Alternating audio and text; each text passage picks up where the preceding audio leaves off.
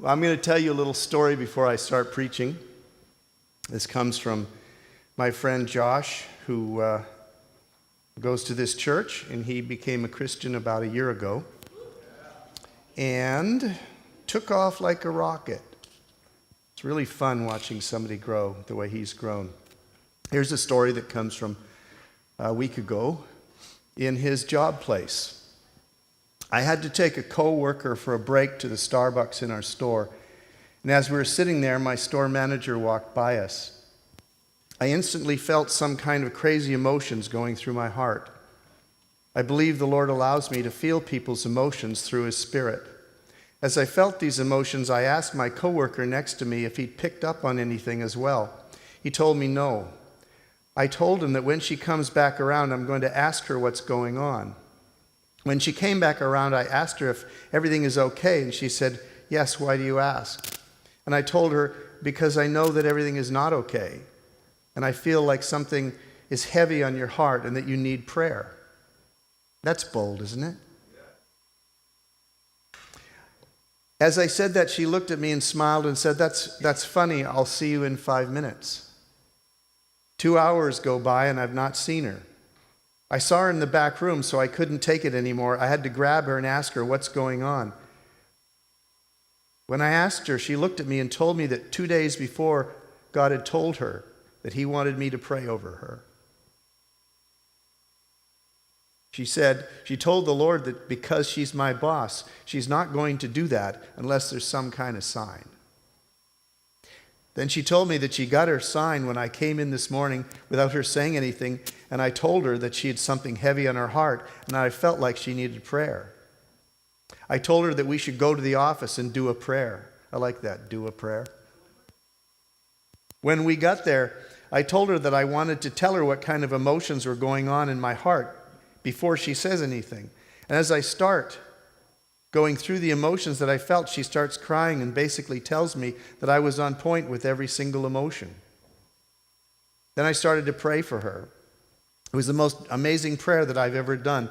I honestly don't even remember what I prayed for her, but I do remember telling her I felt like God had done all this because she's so private about her life. And I feel like He wanted her to take a step forward in sharing her problem and getting prayer. And also that I felt like I was being tested to see if I would confront her and pray for her. The next day, the same coworker that I took the break with, who's a non-believer, started asking me a lot of questions about God, to the point where I asked him what was going on. He told me that he was starting to be more open-minded and open-hearted toward God.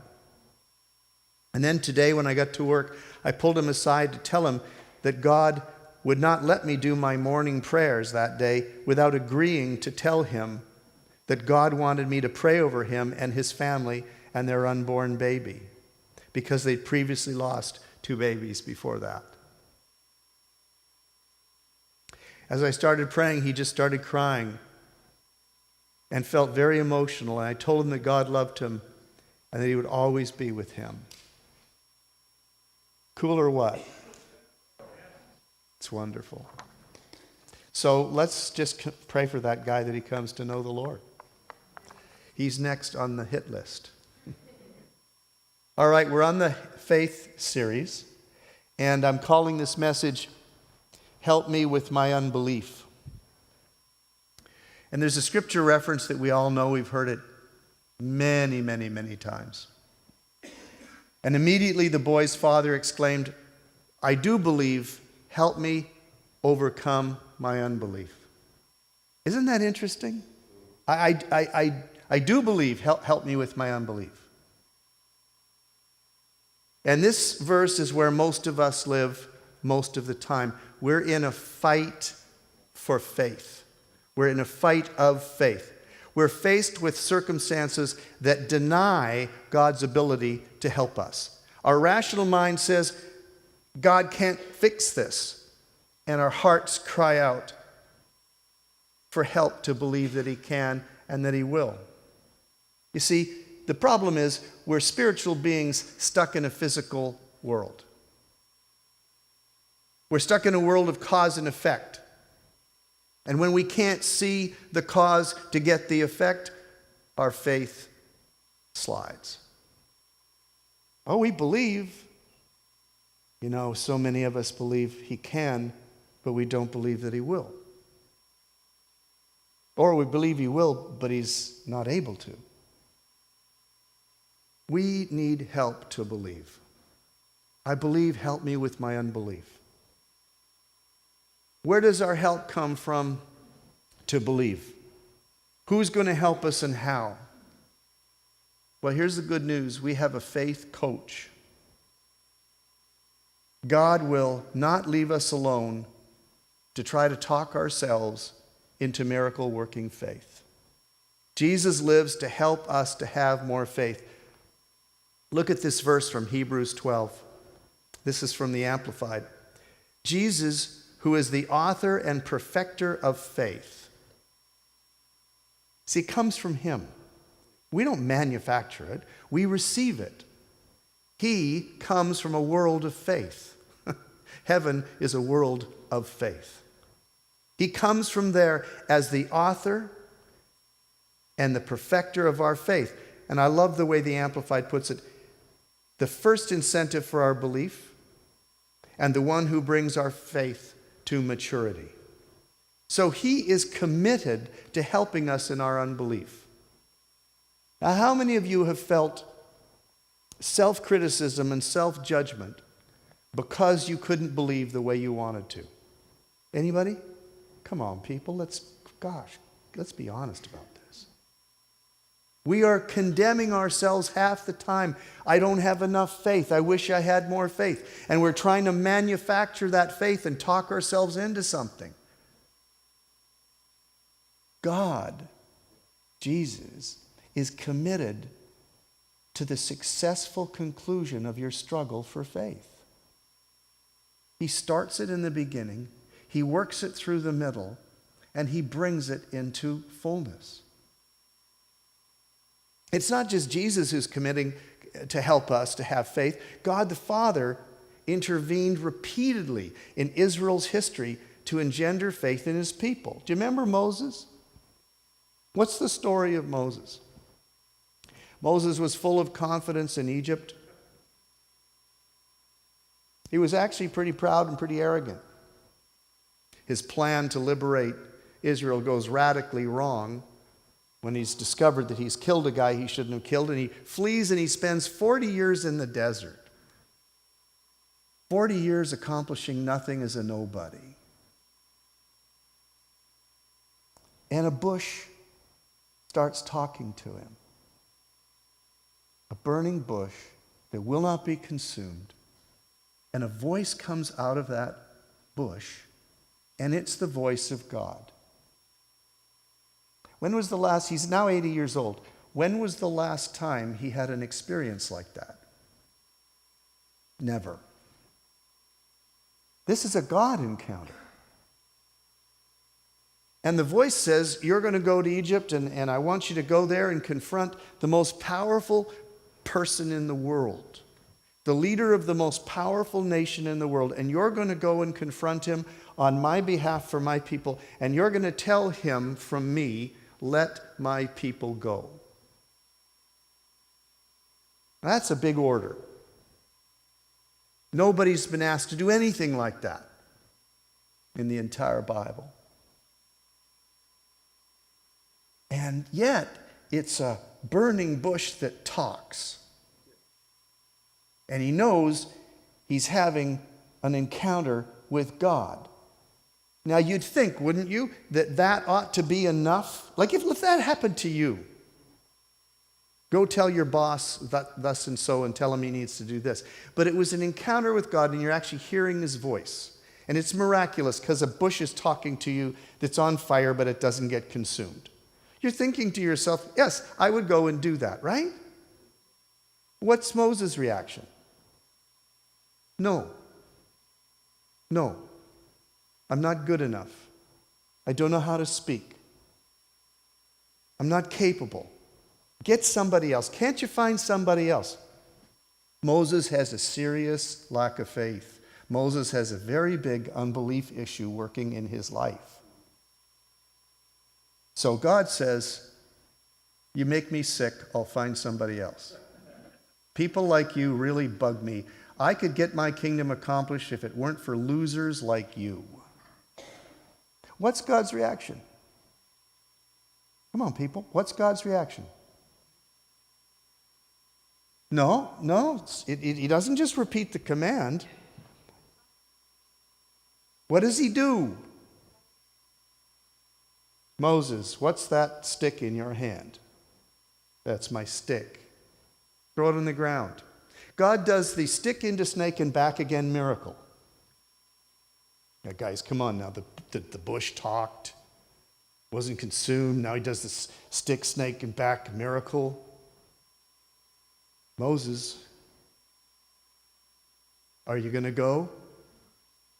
What does Moses say? No. Now, God should be annoyed at this point.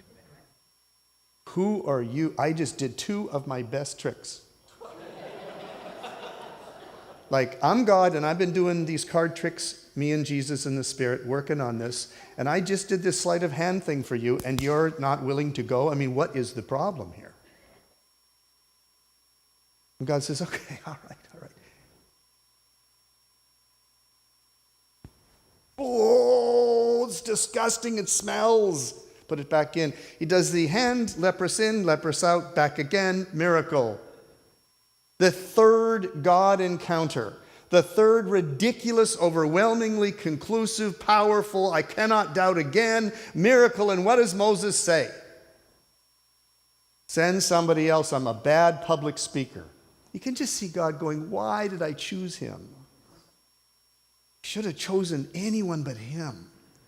And God says, okay, Aaron's a good speaker. He's got the gift of gab. You take him. He'll be your PR department, but you're my man. There was no frustration in God in this encounter. God was adapting himself to Moses' unbelief in the hope, and it worked, that God could engender enough faith in him to get him to go and do what will be his destiny, his fulfillment, and his completion. Are you with me? Now, was this an isolated incident? Does the name Gideon ring a bell? Gideon is minding his own business on his farm, and the nation of Israel is in trouble, and they're being oppressed by the neighbors.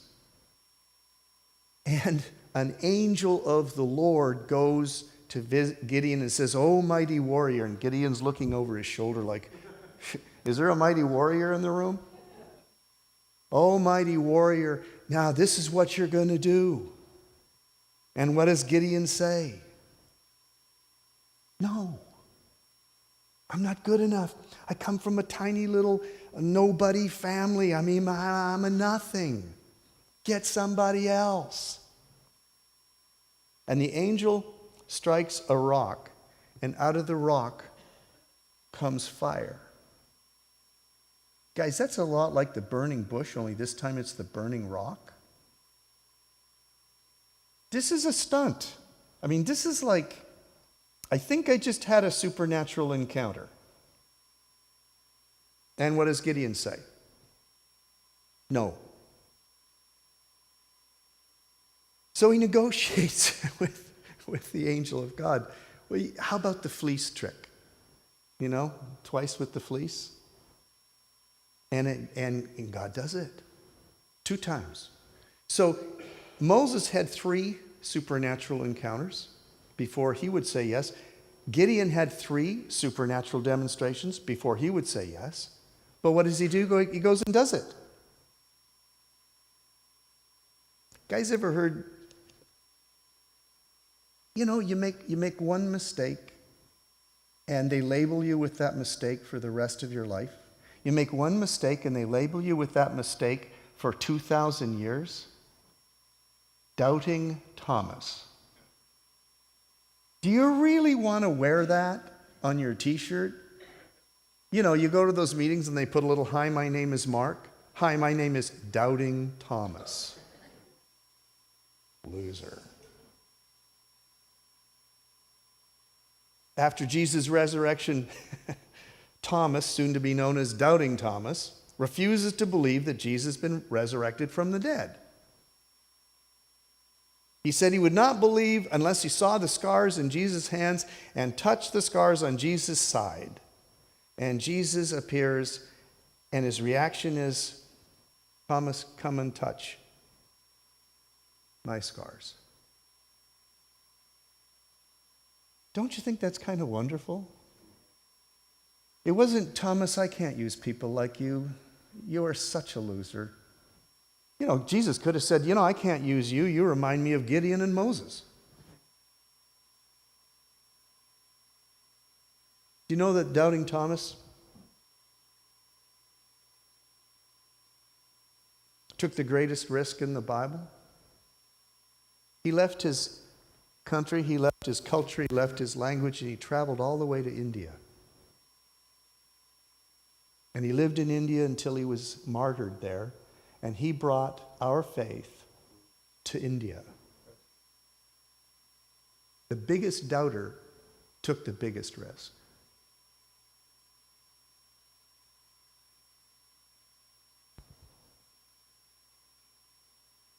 You bet it is, man. I mean, come on now. Come on. The guy with the worst case of doubt, his case of doubt is so bad it becomes his name.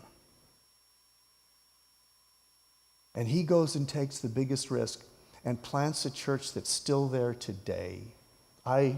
This matters to me because this week Bob Maddox and I met a couple he's from India and his wife is from Southern California. They've been living here, and this fella from India, his grandfather is the John Wayne of India. They're filmmakers. There's statues of his father all over the country. And they're working on a feature film. They're putting it together to do the life of Thomas in India. I got the screenplay in my computer. It's really exciting, you guys. And if this project comes together, it's going to be amazing. From the greatest doubter to the greatest risk taker. None of these examples does God reject those who struggle with unbelief. His goal is to help us with our unbelief, not judge us for it. And the enemy's role is to see to it you believe he's going to judge you for it every single time, which of course will disqualify you from ever accomplishing anything. But here's my question, and I got intrigued by this. Why does he care so much that we have faith? Why is faith so important? Why is he willing to be our life coach to help us to believe? And I ran into this, well, actually, I didn't run into it. I thought of the word trust, how much it means to God that we trust him. So I started researching in the Bible the word trust. Here's some really interesting passages that came up. In him our hearts rejoice, for we trust in his holy name. Here's another good one. Well, before we get to that, in him our hearts rejoice, for we trust in his holy name. And I was looking particularly at the word rejoice and trust. I wanted to see the connection between rejoicing, happiness, and trust. So I went and looked at the Hebrew words here. The word that we translate here in this passage as rejoice translates in these ways: gladness, joy, merriment, and glee, and being gleesome. Guys, that's a pretty significant rejoicing.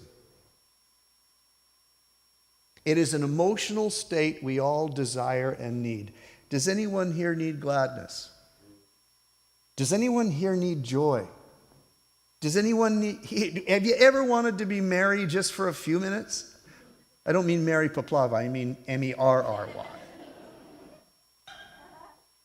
Have you ever wanted to feel like a child again? Seriously, have you ever wanted to be so carried away with happiness you were gleesome and goofy? That's rejoice. That's what that word means. It is an emotional state we all desire, but more than that, we don't just desire it, we need it because we were designed by God to function in it. We were designed for happiness. We were designed for faith. We were designed for joy. We were designed for peace. We were designed for contentment. We were not designed for fear. The opposite of faith is fear. It's not unbelief. No. Unbelief breeds fear and insecurity. And we were not made for those things. Here's a great verse. This is cool. You will keep in perfect peace, okay? Perfect peace, those whose minds are steadfast because they trust in you. Here's this relationship now. First one we saw is between trust and joy. Now it's between trust and peace. So we can add the benefits to trusting to include peace. Perfect peace. Perfect peace. So I looked that up. Here's what it translates to. Welfare, soundness, but welfare, that's not welfare. You know? Like the source of our perfect peace is not the federal government. Shock of shocks. This is a state of well-being. Your welfare, your general quality of life. Perfect peace, welfare, soundness, safety, health, prosperity, tranquility, and contentment. Oh man, people, I need a truckload of tranquility and contentment. I am a sponge in need of sucking up tranquility and contentment. Anybody with me in this? Yeah. But look at this. This is so cool. Whose minds are steadfast. Now, you are a legalist, which all of us are inside.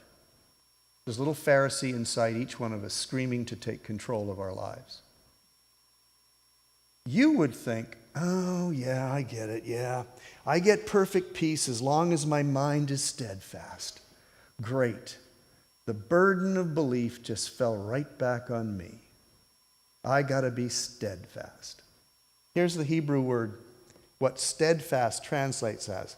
Lean upon, rest upon, lay upon, and sustain. Now you're getting the sense here, I hope, that when your mind is steadfast, it's not because you're so mighty and powerful in your ability to believe. It's because you're leaning on, resting upon, and laying upon Him. You see? This isn't about you. It's about how faithful He is and that you can trust Him to put your life upon Him and rest upon Him and lean upon Him. Now, reading these two, we're going to get to trust, what trust means in a minute, and the key here is what trust means. That's the real goal in this message. But before we get there, we're going to look at this conclusion based on just these two verses, and there's many, many more we can use to reach this conclusion. We reach the conclusion that faith brings emotional happiness as well as a mental state of health, soundness, peace, tranquility, and contentment. It is an emotional state.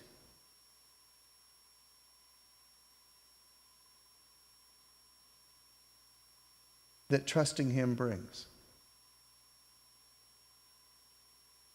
Now, what's interesting in these verses is that these verses use the word trust rather than the word faith. Did you notice that? Now, you may think that the word faith and the word trust are basically the same thing. They're not. And that's what makes this thing interesting. They don't say he who has faith, they say he who trusts. And the question is there a difference between having faith in God and trusting God? And the answer is yes. And that's fascinating. What is the difference between having faith or trusting God? And the word trust used here always in the Old Testament refers to an emotional state. That state of contentment, that state of peace. When they're talking about trust, it's always referring to an emotional state. So when I looked up that word trust, I went to the theological word book of the Old Testament, which is really a helpful resource. And here's how it described Batak, I should say, which is the word trust. Here's how it describes it. And listen carefully. It expresses that sense of well-being, that emotional sense of well-being and security, which results from having something or someone in whom to place confidence. Now, this is important. This would seem to indicate that Batak does not connote that full-orbed intellectual and volitional, which means choosing, and volitional response to revelation, which is involved in faith. Rather, trust is stressing the feeling of being safe and secure. Now let that sink in for a minute. Trust is a verb, but it's also a noun which is describing a state of being, an emotional state of contentment and tranquility, a sense of well-being, a sense of peace, all of these things. And they're contrasting it with faith, which is an intellectual, I just got it, I understand something in my head. And a choosing that follows from that understanding, which is a response to revelation. Faith comes from hearing, and hearing comes from the Word. It is revealed to you as revelation, and when you get that revelation, you then make a choice. Right, John? Your first sermon in the series. You hear it, you choose to believe it, you obey it, and you see it. And this is just reflecting exactly what he taught in the opening message. God speaks truth to you either through I taught this sermon a couple Sundays ago, either through your study of the Bible and a word pops off the page and you go, wow, I get it. Or he speaks it to you directly, mind to mind, heart to heart, spirit to spirit, and you get it because it's revelation.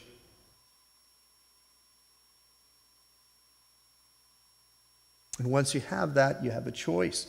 You have volition. You must choose, am I going to believe this or not? But once you make that choice, and you begin believing it, and you begin living it as best you can in your circumstances, trust begins to happen inside of you.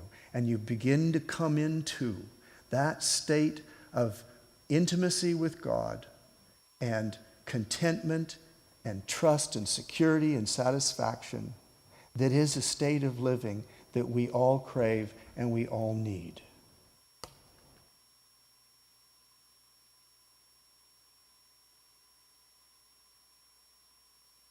The ability to make this choice to trust God comes from faith, which has to do with revelation from God through the Holy Spirit. Once we make this choice to believe, we begin to experience the state of trusting God, which is an emotional condition we all desire and need. Now, I've been bothered by this message since I wrote it, because this is a subtle distinction, and I really don't want us to be confused, and it's complicated to me. The explanation may be somewhat complicated, but the experience is not. You know it when it starts to happen within you. God promises great peace, joy, well-being, all those things we've discussed for those who listen to God's promises, choose to believe them, and that's an act of the will. It's an act of the will. It seems crazy, but I'm going to choose to believe it. I have no evidence right now. In the physical, natural world, I have no evidence, but I'm going to believe it because he's told me. I have a sense he's told me. I'm going to choose to believe it. It's a choice. And act accordingly. And these two things, there are two things that help us in the process.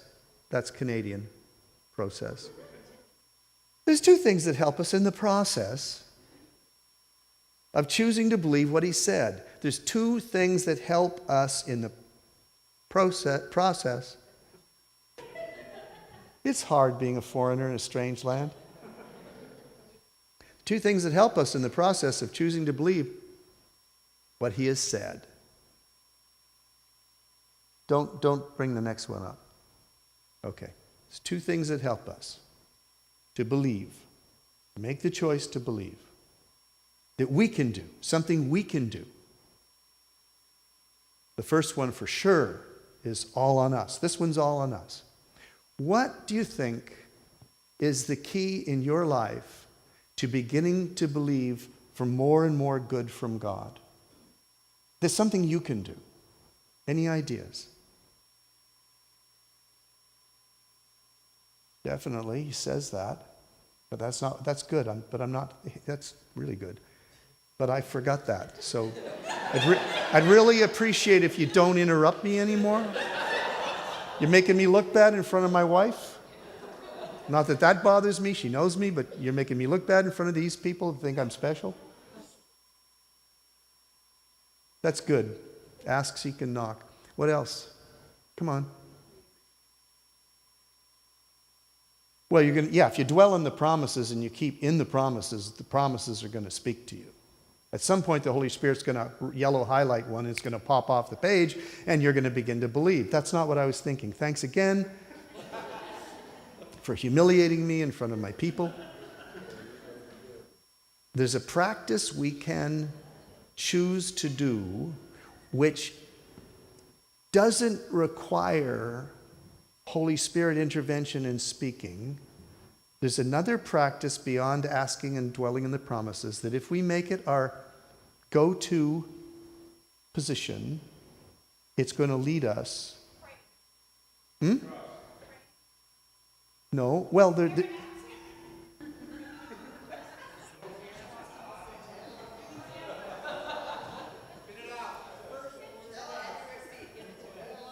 you people are pathetic.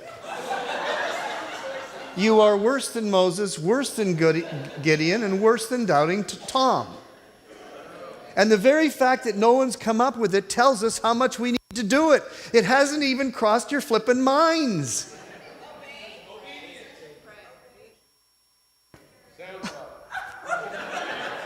Charades.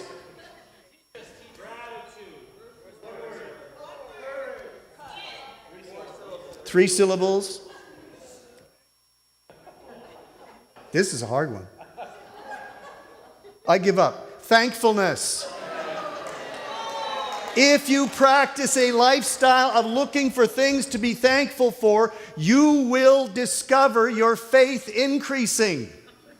Because you're dwelling on the goodness of God in all of the myriad little details of your life. You're dwelling on the goodness of God, and you will find your attitude of belief changing. You are thinking better of Him all the time, and as you're thinking better of Him, you're believing more of His goodness to you. And it changes your whole attitude towards the people you work and live with. You will become thankful for your spouse. It's a miracle.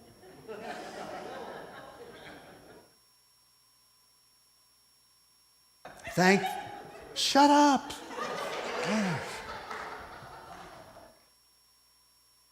Thankfulness, people, if you you know you don't have to be spiritually inspired to do it. You just say, I am going to be thankful today. I need to find something to be thankful for. Like, say, for instance, in the last 3 months, how about the sun? I saw the sun the other day. It shocked me and caused fear. What is that in the sky? Is this the second coming? Have I sinned lately? Am I going to make it? Just find something to be thankful for. And start dwelling on the things you can be thankful for. Okay, that's the number one.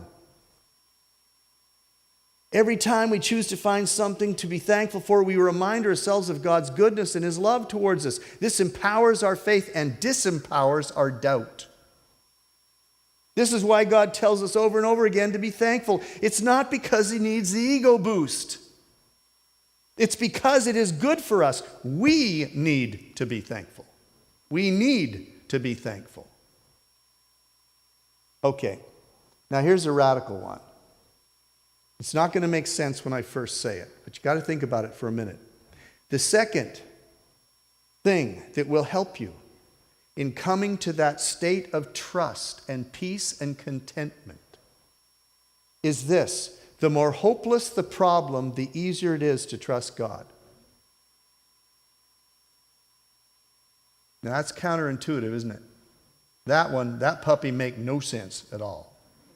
Okay, what I mean by this is that when you have no control over your circumstances, you have no choice but to put your trust in God. As long as you have a shred of belief that you can fix it, as long as you think, this is going to be hard, but I got some control in this situation. There's something I can do to save myself. There's something I can do to get out of this problem. Then you're going to default to that every single time. And you're going to knock yourself out trying to do something that probably just happens to be, in this dire case, impossible. But when you come to the point and you realize there is nothing I can do on this, then you got a really simple choice. Live in misery and despair, which is a crappy lifestyle, or admit it. I can't fix myself in this. There's nothing I can do. So I can trust God. And that's all that's left to me. That's the choice. So I'm going to trust God. Listen.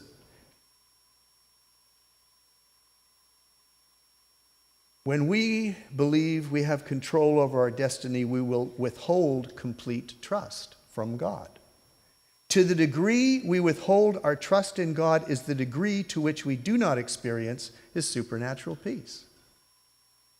Trust and peace are proportional. The more you trust, the more peace you experience. The more you trust, the more joy you experience. Remember the first time I realized my future success was not in my control. I'd left a successful law practice to go out on my own. I had great financial security in that previous practice. I left it to start a two-man firm. We had few clients. We had little source of income. I remember the moment I was driving down the hill from my office, and this thought hit me: you've put all your eggs in one basket. You've put all your eggs in one basket. And this fear just rose up in me, and I thought, what have I done? Then I realized that my life was exactly where it was supposed to be, in the hands of God and not in my own hands. And the peace came, and I started rejoicing in the risk I was taking, because I realized there's no better place to be than trusting Him with everything.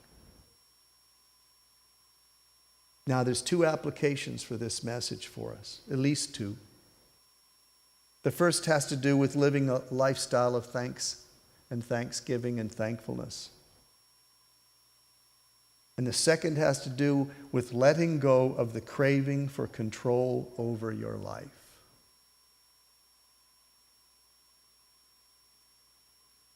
What's your issue?